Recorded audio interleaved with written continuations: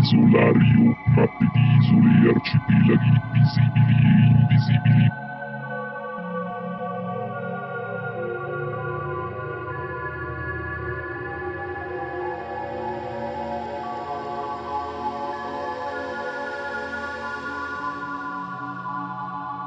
Isolario, mappe di isole e arcipelaghi visibili e invisibili.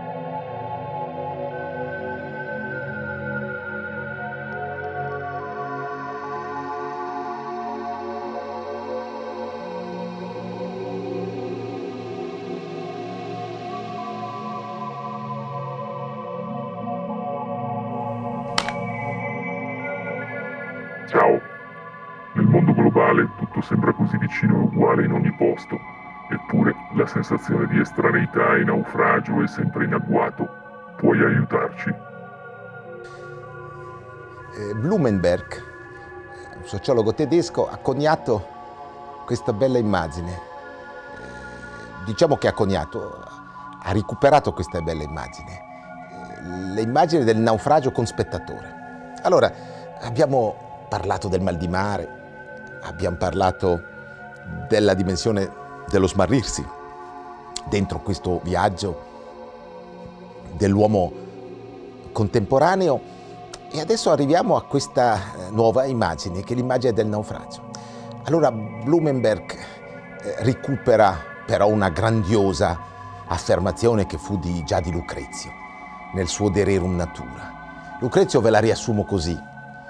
Dice: quanto è bello guardare i mari in tempesta, quanto è bello guardare i marosi, insomma, questa sorta di sconvolgimento che appare all'orizzonte. E quanto è bello forse anche guardare le cose dalla riva quando non si è coinvolti direttamente. Ma la cosa più bella è la distanza che ci separa dalla situazione del naufragio. Non è soltanto il pensare che a me è andata bene e a chi sta sull'imbarcazione è andata male, è proprio in qualche modo qualcosa che attiene a quella distanza. Ora, cosa capita? Qual è la condizione oggi dei naufraghi? I naufraghi sono di tanti tipi, ci sono naufraghi dentro l'ordine della vita lavorativa, ci sono naufraghi che naufragano in un corpo che li tradisce, ci sono naufraghi che in qualche modo perdono la bussola dentro il loro viaggio, la bussola della mente, ma ci sono anche naufraghi di minore entità, i naufraghi laddove si perde l'amicizia, laddove si perde la solidarietà umana, laddove ci si sente in qualche modo in questo naufragio soli. E allora questa metafora di Blumenberg, il naufragio con spettatore, noi pensavamo di poter tenere a distanza il naufragio che appartiene alla vita, che appartiene all'esistenza.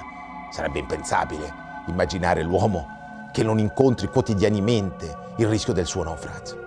Ma pensavamo di avere gli strumenti per tenerlo a distanza, per stare sul bordo del mare, come ci racconta Lucrezio, e guardare quello che accade da lontano. Ora, il problema vero è che questo non è più possibile, perché i pericoli ormai sono dentro casa, sono fuori casa, i pericoli sono in ciò che mangiamo, in ciò che respiriamo, basta insomma percorrere le angosce di questo fine secolo, inizio nuovo secolo, per individuare quanto il pericolo che attiene alla nostra vita a più livelli, ormai sia, come dire, un po' dappertutto.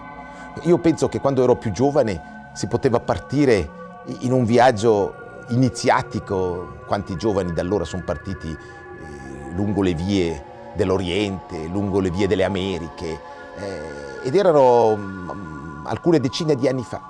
Oggi tutto è diventato più difficile, i paesi più difficili, insomma, andare in vacanza, quasi bisogna andare in vacanza blindati dentro i viaggi turistici che ti garantiscono esattamente ciò che hai già a casa.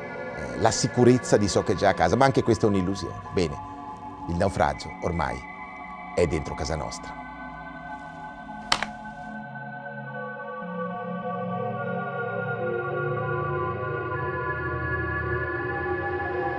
isolario, mappe di isole e arcipelaghi visibili e invisibili.